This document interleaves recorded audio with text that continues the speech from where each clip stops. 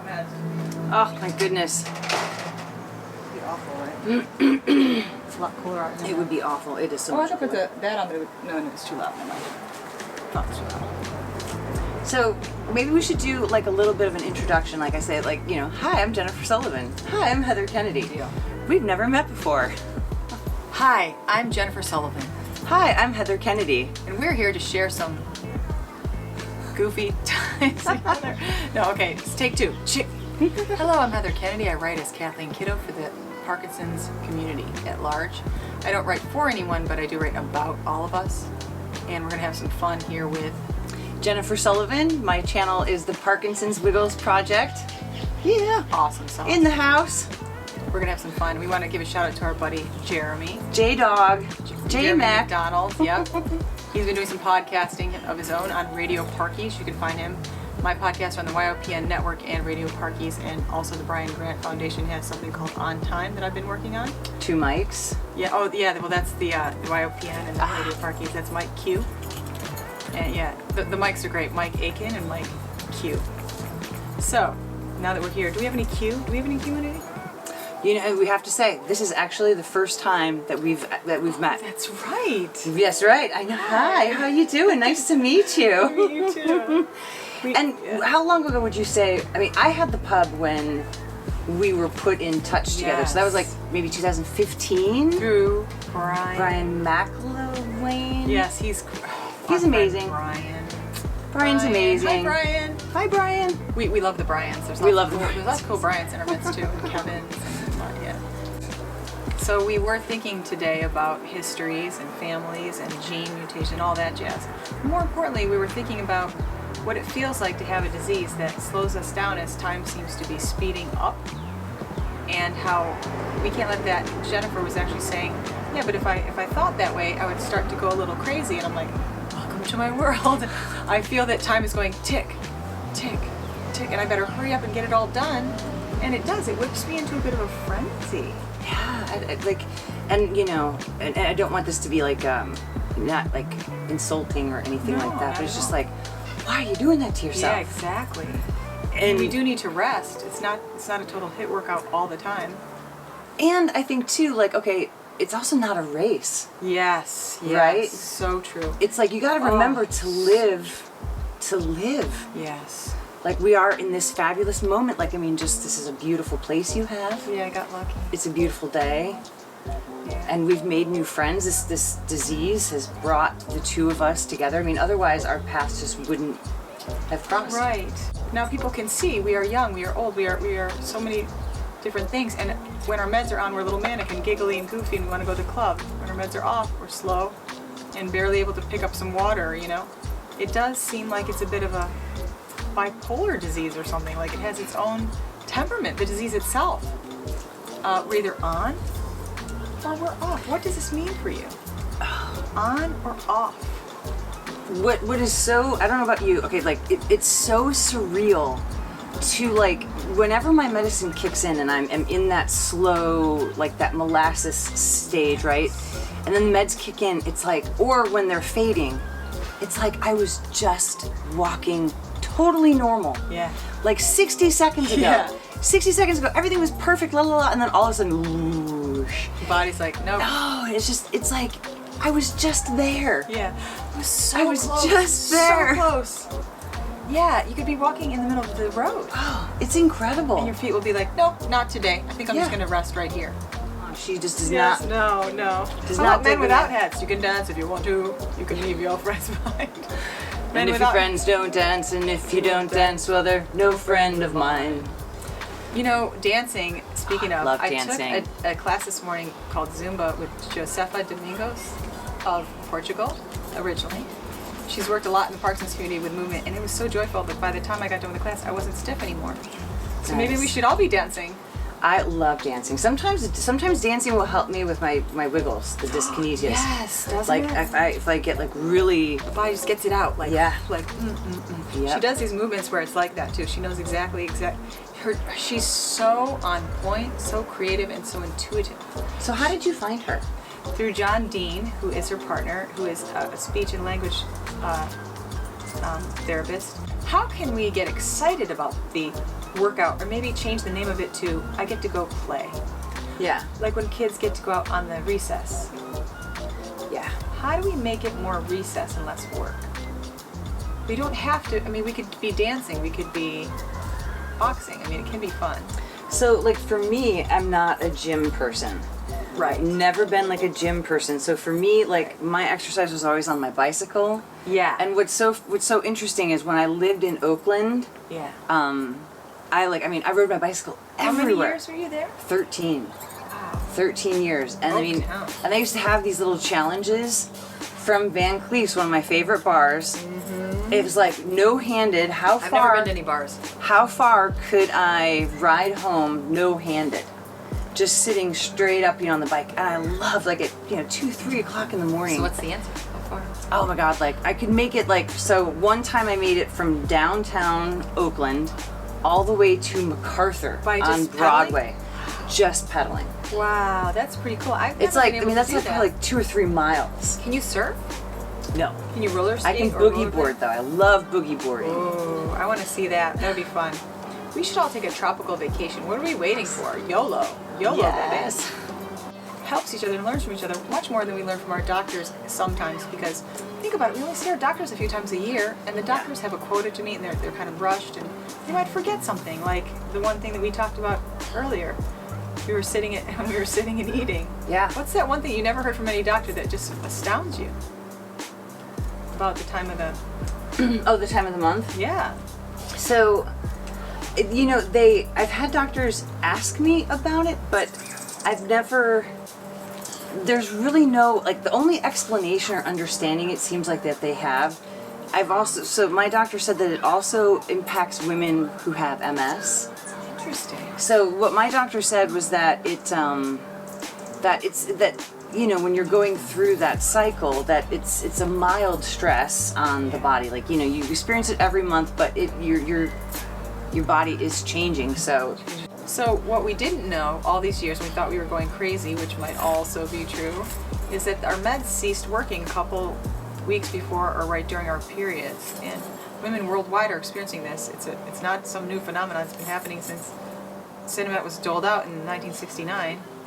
But not any doctor has ever mentioned it to me, ever. yeah. Ever. I'm the one who asked them about it, and they were like, deer in the headlights look. I'm thinking, how do you work for the best hospitals, presumably in the United States, if not the world in certain cases, and not at least bring this up? I mean, are we not testing on women, or why are we talking about this? It seems kind of a big deal. The efficacy of the drugs is shot, like it just stops working altogether, actually. Yeah, and I feel like in the beginning I didn't have that issue. I think it was also kind of like with eating protein. Like in the beginning, I could eat and had no problems. I could also drink alcohol and had no problems. Oh boy, yeah. I mean, now. not now. Oof, over Yeah. time. I didn't Over even time. know how bad that was getting. I know. I had to stop. Man, drinking with dopamine agonists, what could possibly go wrong? So, do you ever feel like people think that you are either on drugs, inebriated, or a little crazy? Yes, occasionally. Because of Parkinson's, let me be clear, because of Parkinson's? Yes, and Symptoms and side effects. I have found myself now definitely more than before. So December will be 9 years. Can I do math? Yes, Math because is hard. 2023 will be 10 years. So December will be 9 years since my diagnosis. But so now, and it's not always, but I'll come right out and tell people now. Yeah. I'll just say, because I actually I was buying a 6-pack of beer, and I needed the cashier to put it on over by the door. Yeah. And then this is something that had never happened to me before. I had to wait until the car that was parked in front of the liquor store, until that car was gone, because there was like a whole family just facing the door. I want them to see you. And normally I could care less. Swaying and falling and stooped and. But I just felt like people were like, stuttering. shh. So I was like, I'm gonna wait until this woman was, she wanted to open the door for me, and I said, I'm gonna wait. And she's like, oh, I'll wait with you. Yeah. She was really sweet. So That's nice. Like when you're in an airport in a wheelchair and you can see all the kids because you're right at their eye level, you feel like more playful Because the adults are way up here doing adult shit, you know, or adult stuff. They're up here going la la la, getting every Johnny. You can see the kid kind of making eye contact with you, and then you see the other people in the wheelchairs. So you're like challenging them to a joust. I challenge you. Speed up, you say to the person pushing you, and they never do it. I don't know why, but you know, you said, I'm gonna get you, cane pain. Let's go. And sometimes they respond. Sometimes they look at you and they try to get away from you. That's different. But anyway, when you're in a wheelchair in the airport, wait, have you ever been in a wheelchair in the airport? I want to hear about you this first. So that's like, that is the only time is one time. How'd you feel? Well, you know, it sucks. Of course, you don't want to be in that situation, but I'm a big believer in not panicking. The situation is what it is. My medicine will kick in sooner or later. I felt really bad for my husband, though. Why? Because he fell on the escalator trying to get the wheelchair to me. I think he was so just like, my hero. wanting to get there. I know, like it just. Falling on an escalator. Ouch. I know, right? Ugh. There's no part of your Teeth, body that's there's going to feel teeth. good making contact. Escalators have teeth. Yeah, there's no part that's going to feel good with that. You know, and the other part of it too that I have to say that made me uncomfortable, and thank goodness I actually had one of my Wiggles project. I've got this red one that looks like a Keith Haring brain pattern. Oh, excellent. But like, thank God I had that shirt on, because like when I got to the gate, my medicine started working, and then so here I am. Do you know what I mean? In a wheelchair, and then all of a sudden I'm just like, yes, poof, I'm good. And I wondered if people thought I was like hustling. People you know? often stare at me skeptically when I use my handicap placard. When I'm really actually in trouble, I'll use it. But also, people will stare at me at all times. They're always summing up, how badly are you disabled? Do you deserve that space on the train, bus, or whatever? Which I never take unless I really have to. But you know, and are you? Do you need that placard? How handicapped are you? Or they'll stare at me with a walking stick or whatever. But I believe it's curiosity most of the time. But sometimes it truly is that need to protect the validity of something that does help a specific population. And that's also heroic in many ways, but it's also a little bit overdone. You know everybody. Like, it's like she's the girl, like she's the woman who like, you know, like if you need something or you need to like know, I'm looking for this person, Heather. Like I need somebody who knows how to like help me balance and box at the same time, or you know, something kind of crazy. Like she's the one that I'd be calling, be like, okay, this is what I need. Who do I? We do have a lot of resources. You know so many people. I'm acquainted with quite a few extraordinary people. Oh, I believe it. And look, here we are. We're like sisters already. When we first saw each other, I thought, I already know you. Like it was as common as if literally my sister had just walked into the house. Oof. Depression's a liar. It is a monster. It is, but if you drag it into the light and put it on the table and put the bright lights on it in front of everybody, what does it do? It's like the witch. It disintegrates. Yeah. In fact, if we say these fears out loud to each other, like, hey, I'm afraid to die alone, and cats are going to eat my face, and they're going to find me a year later. And then my friends always lovingly say the same thing, Heather, you don't have cats. Why do you keep saying that? Like, you're ridiculous. You keep repeating that.